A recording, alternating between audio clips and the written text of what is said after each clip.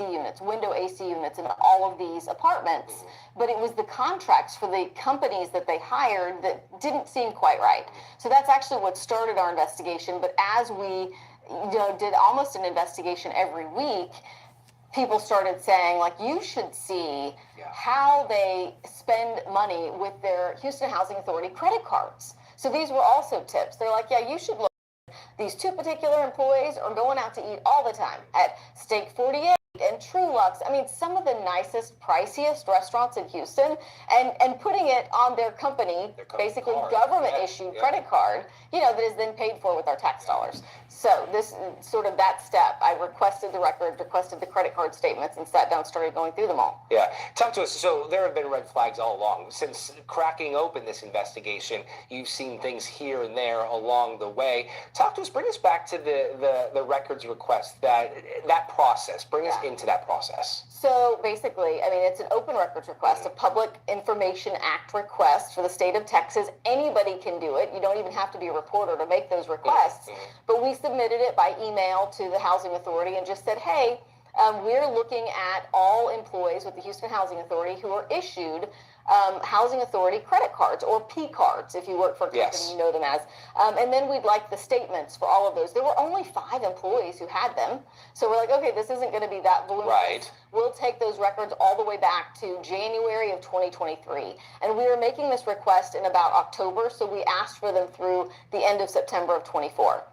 Really, what took the most amount of time was, one, for them to get those records to us, because we also wanted the accompanying, when you make a purchase, or anybody, if you work for a company where you get a credit card, you're supposed to submit the receipt after you make the purchase. And we wanted to see, like, who were they eating with, or who were they, who stayed in this hotel, and what was the purpose of it. And so tonight at 6, our bigger story, we had a shorter story this morning at 6 a.m., but tonight on our 6 p.m. newscast, you'll see some of those, like, who they were dining with, where they ate.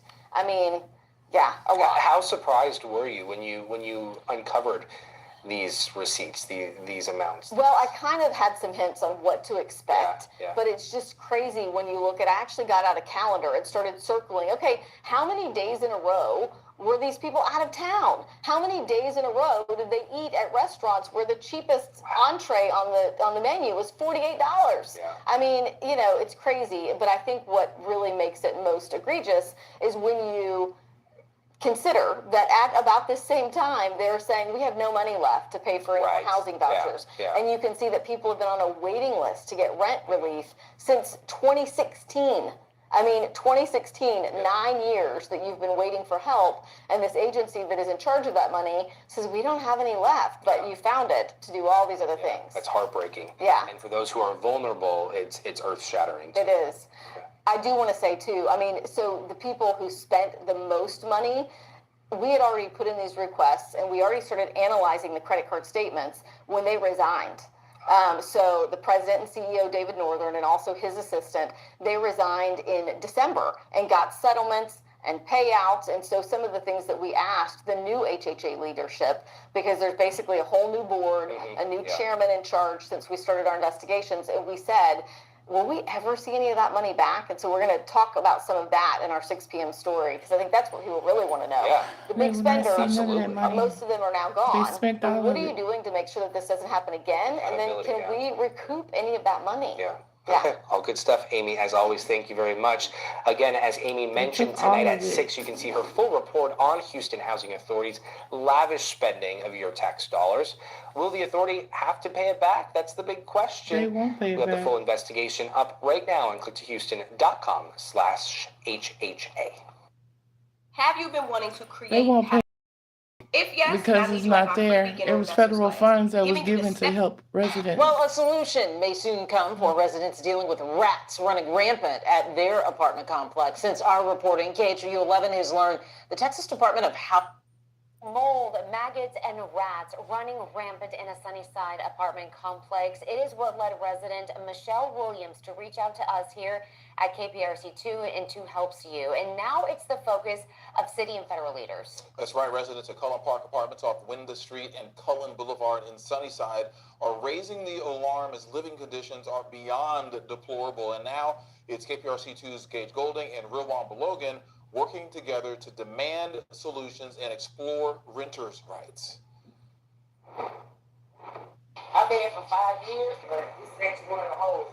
Okay, I see something in the car. What's your rent here every month? It's 1,000 something. I have to look out my papers.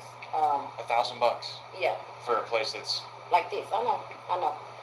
My baby actually has bronchitis right now. This had mold on it right here. Did you want to show us this other room here? It's water. Then you can sheet, blankets, towels, everything I can think of to plug it up. Where's the water coming from? In that room, underneath the carpet. Is that a bedroom? Yes, ma'am. That's my daughter's room. Is she still sleeping in there? No, sir. Is that water or is it sewage or what is it? I'm thinking it's food because my daughter's room had maggots all on the carpet. So it has to be sewage. And the smell was horrible. We ended up getting sick. I can say 3 words: despicable, deplorable, disgusting. This place is not habitable. It is not habitable. Human beings not only should not, but cannot live under these conditions. Councilwoman, I think that we need a federal law that says if you have a low-income housing tax credit property, and if it is condemned, then you have to cover the cost of the person's moving. You have to cover rental costs for that person until the property is habitable. You have to go up to the office. Is Mr. Russell available? I'm doing cameras, so if you guys can come in. I'm not doing videos, cameras. Well, do you want to step out here and talk? And he's probably making 6 figures. I will talk to you. He's probably making 6 figures a I want you to know year. that something needs to be done now. These conditions are not tomorrow conditions. You would not live in this place one night. Something needs to be done now. As a city council member for the city of Houston, I will engage with the mayor to see what we can do expeditiously. Do you feel like the management was receptive to your concerns? Do you feel like they're actually going to act on those concerns? Well, I'm in a wait and see attitude right now. I'm gonna wait and see. Hey man, what's the best advice you can give someone that's in sales? They're not going to help these people. They have 1 billion in funds that they could have helped most of Houston residents, and they did not help them.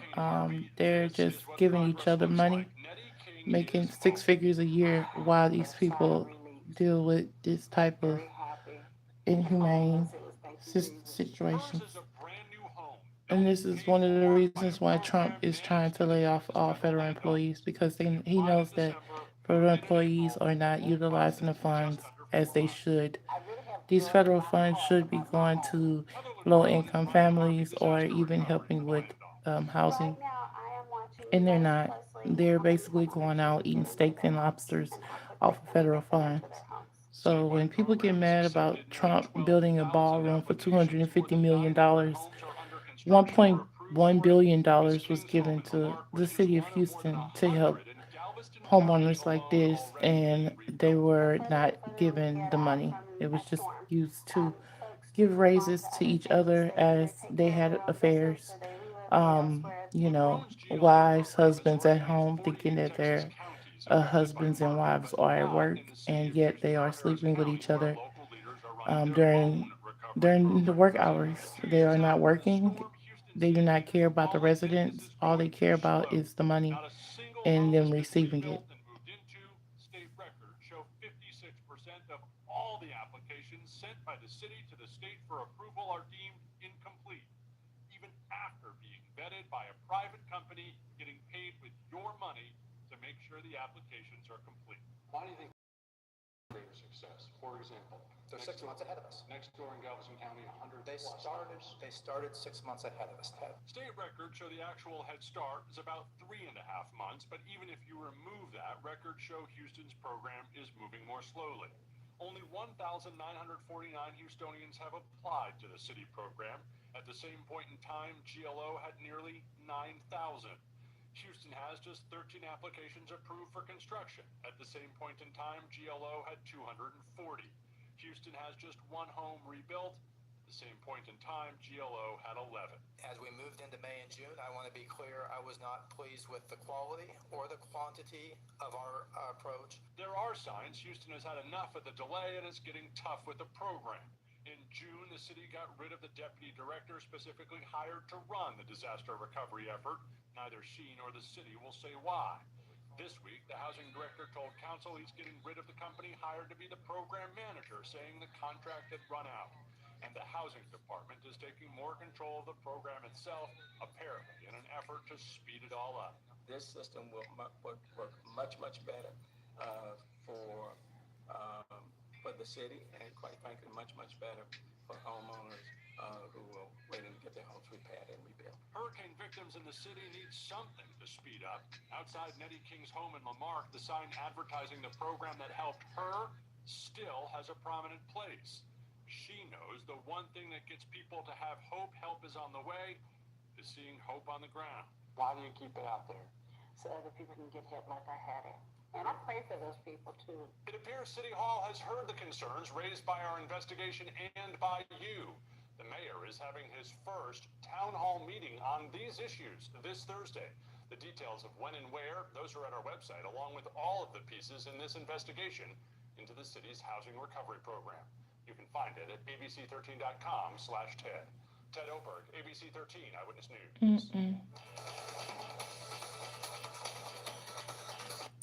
This handheld fan is the last line of defense for Rosalie Juarez. And that's how it's keeping cool. Keeping cool, the difference between life and death. Yet Juarez spent Thursday through Sunday largely stuck in her sweltering room without power, reliant on an electric wheelchair. I can't get around without it. Some of her neighbors couldn't get out of bed at all. Because the beds are electronic. People that have needed dialysis and have had no way to get to their dialysis make the phone calls because their phones have been dead because we have no way to charge them. Nope, they abandoned them. Nobody cares. Nobody cares. You know, I have cancer again, so, you know, I'm going through menopause, so I have to sleep in my car. Whitmire, who deployed city resources to the 260-unit affordable housing complex upon learning of the problem Sunday, says he's also trying to get in touch with the building's owner. There's criminal neglect.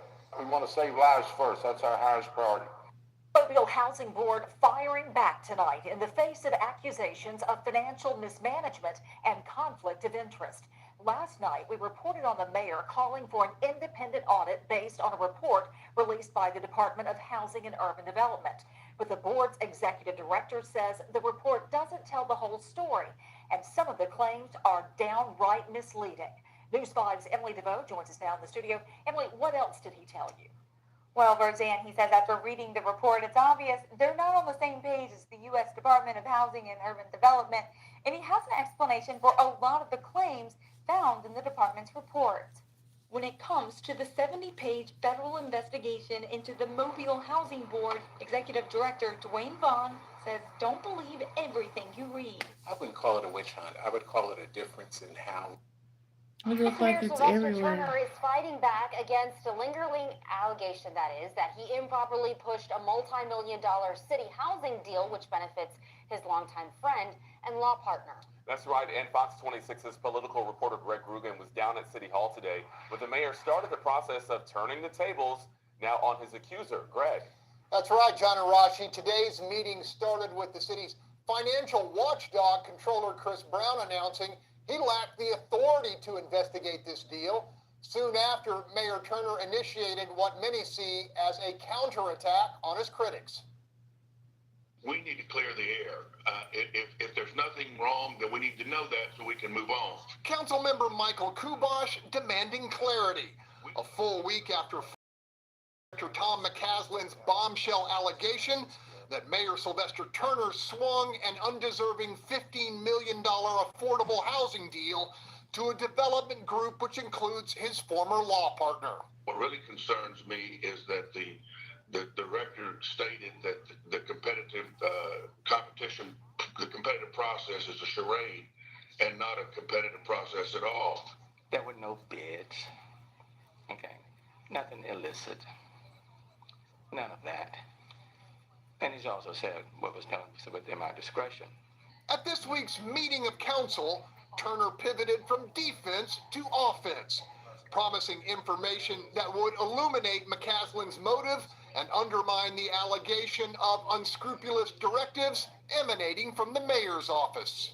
And if there are major elements, developments that are taking place within your department, and you're not making that information available, and you know that eventually it will come to light, you don't have the luxury of putting forth smoke screens.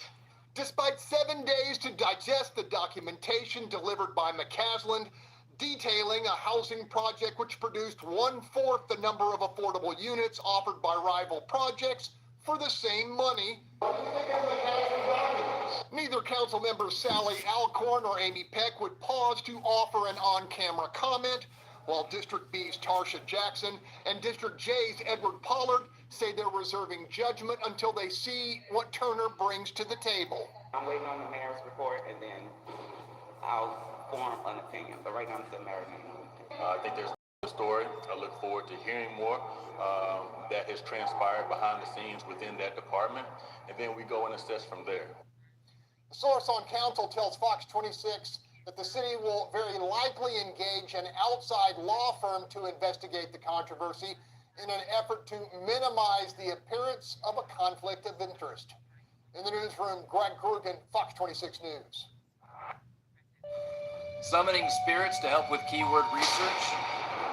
Use SEMrush's SEO toolkit to find high-value keywords to boost content and rankings and fix critical issues before they hurt traffic. Summon the tools. Why do shows these Thursday commercials? at 6. The house next door sells, but no one moves in. Then trouble begins.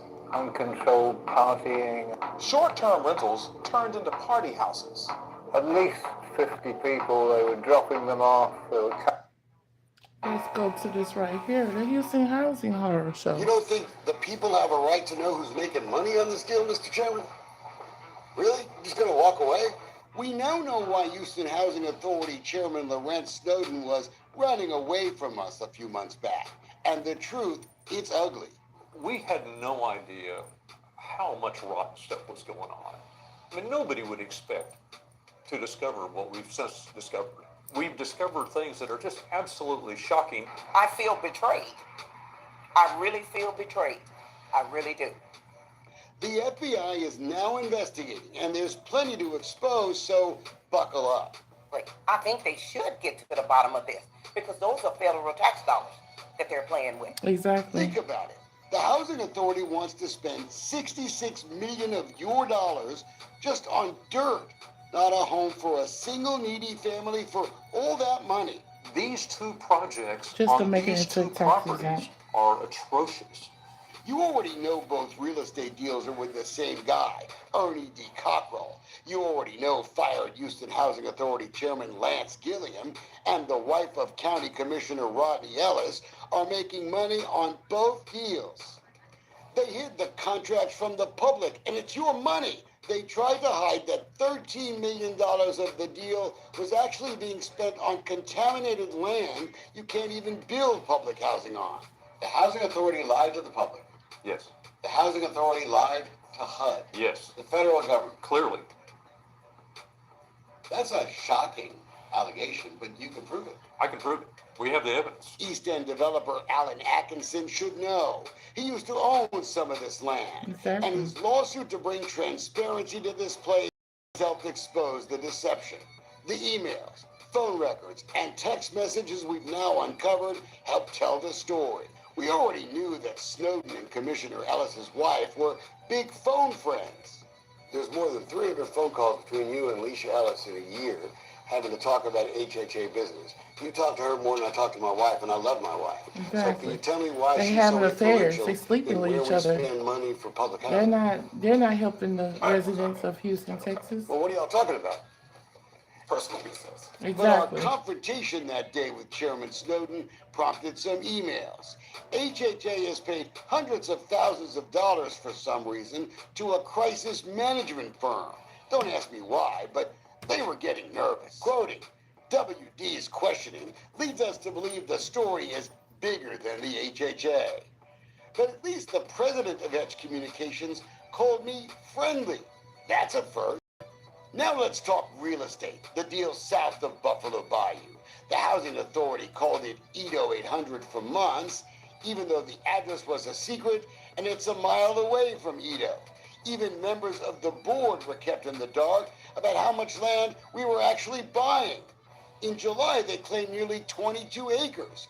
But listen to this special meeting months later in November 2019. Board member Jody Proler was getting suspicious. He still didn't know what we were buying.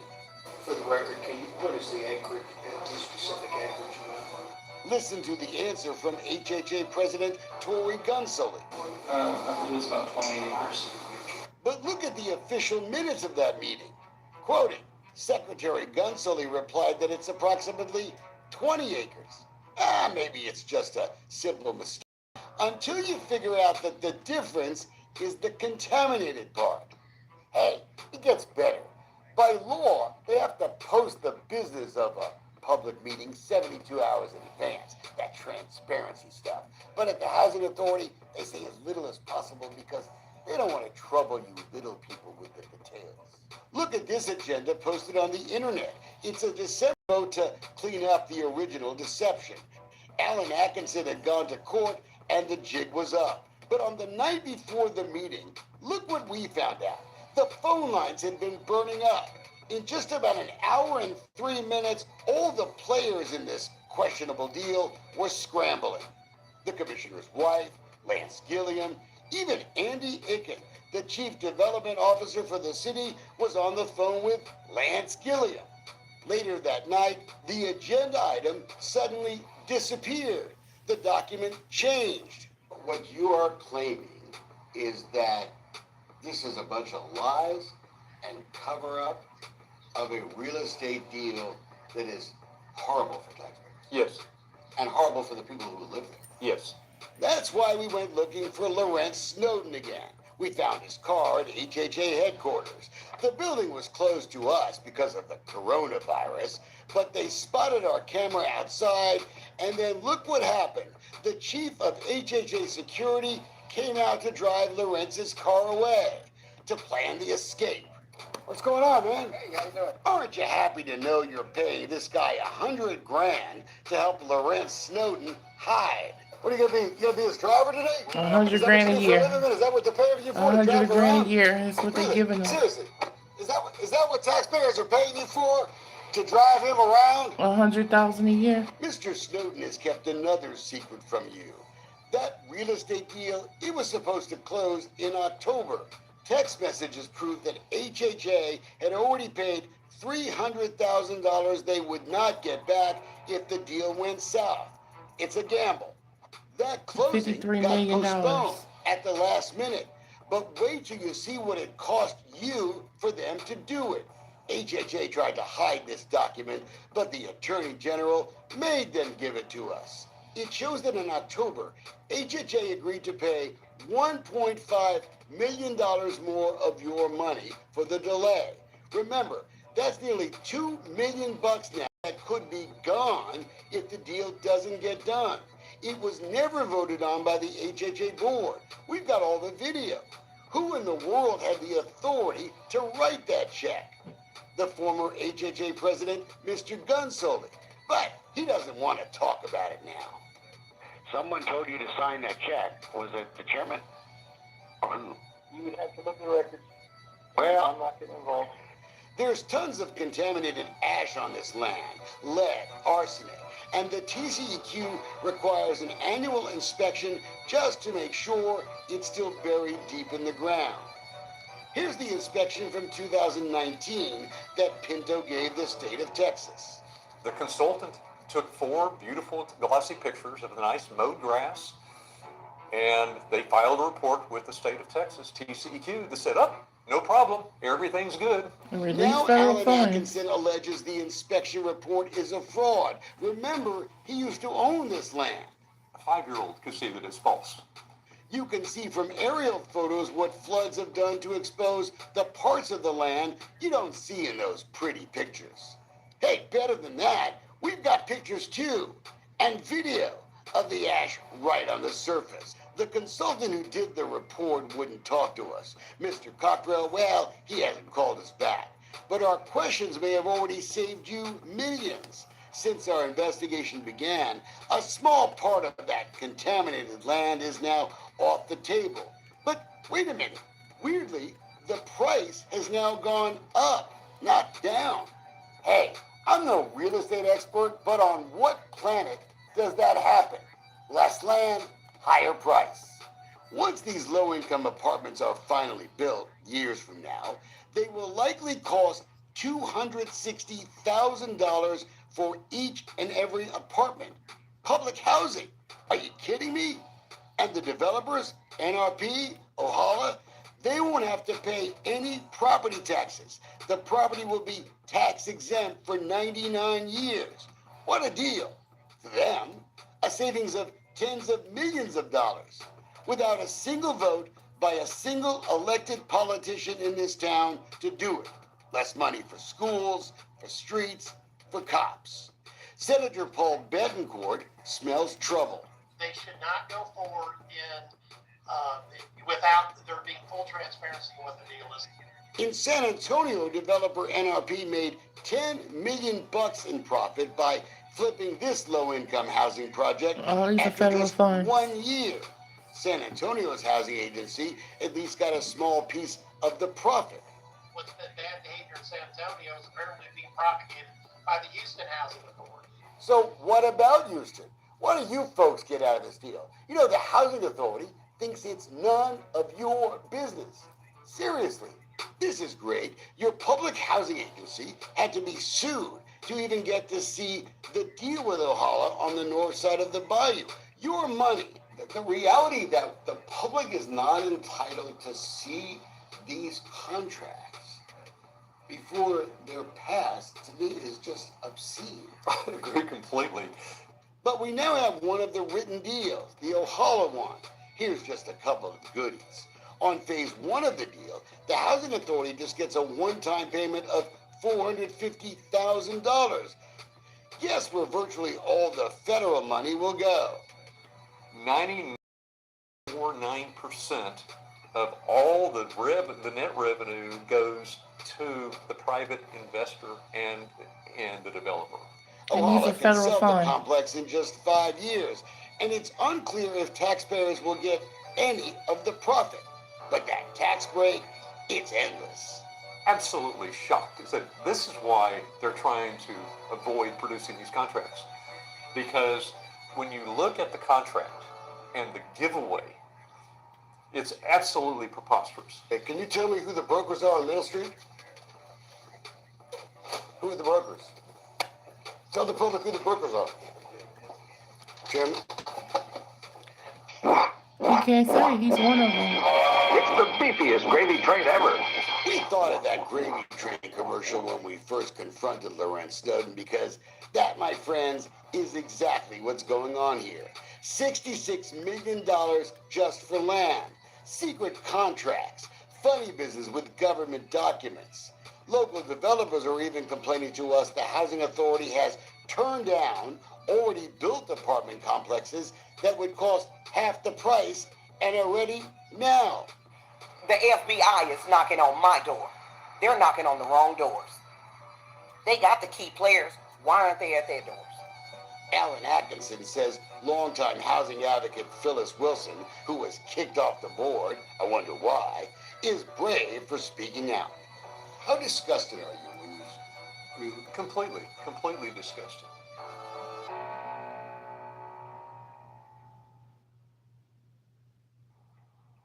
Good morning and welcome to Member Focus Monday. I'm Christina Schaefer, Director of Social He's Media another one for of them that was taking H&R, money and I'm very excited and this morning still to be is joined taking by money. Keith Bynum, the He's the director of City the housing Houston department. Housing and Community Development Department. Welcome, Director Bynum. Good morning. Thank you for having me. Thank you so much for taking the time to join us this morning. I know you have a lot going on, a lot of programs and different initiatives that your department is working on, and we're going to talk about all of that today. Before we get into that, if you would, though, I know you've been with the City of Houston a long time. If you could tell us a little bit about your background, who you are, and what you do. Thank you very much. I am, as you said, I've been with the city 30 years. Before coming to the city, I was in the savings and loan industry for 16 years. in various areas, primarily doing collections and asset management. In moving to the city, I came in as a management analyst right at the end of the Whitmire administration. And through my progression, I moved from that to division manager over public services, then assistant director of compliance, and then deputy director of compliance and operation, and then ultimately now serving as the director. So I have served under 6 mayors, and I am my 14th director. Wow. Wonderful. So what is the purpose of the Housing and Community Development Department at the City of Houston? Well, simply put, we want to make investments that serve Houstonians' housing needs and build more equitable city for creating safe, resilient homes in a vibrant, healthy community with which residents can thrive. Wonderful. So as you mentioned, you've been with the Housing and Community Development Department for over 30 years, but you were recently appointed Department Director by Mayor Turner. I read a quote from you that read, "I'm excited to lead HCDD and continue working toward an equitable Houston where all Houstonians have access to affordable homes and supportive services." So please tell us, what are some of those supportive services that your department is offering Houstonians?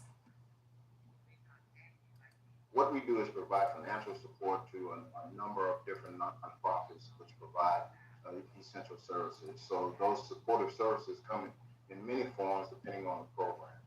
Services include healthcare, childcare, adult daycare, job training, legal services, homeless prevention, rental assistance, and it can go on and on.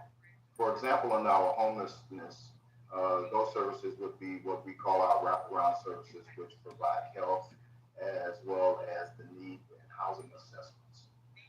For new home buyers, we have home buyer seminars to help them better understand how to become a homeowner, and particularly how to maintain.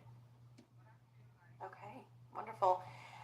So there are various City of Houston departments and divisions that deal with housing, including the Complete Communities Department, the Department of Neighborhoods. How does your department work alongside these other departments to benefit Houstonians? Well, the Department of Neighborhoods, better known as DON, we have a lot of acronyms. So DON is designed to help maintain those neighborhoods, clean up, all of those things that come along with maintaining neighborhoods and ensuring that those neighborhoods maintain a certain quality. Complete Communities was a Mayor Turner initiative to go to the communities that typically have been left behind or have been underserved. So in supporting those, Don, we provide funding to ensure that they have the manpower to do what they do. In dealing with Complete Communities, we deal with a number of initiatives to help bring in affordable housing to those areas, as well as all of the other needs. Because when you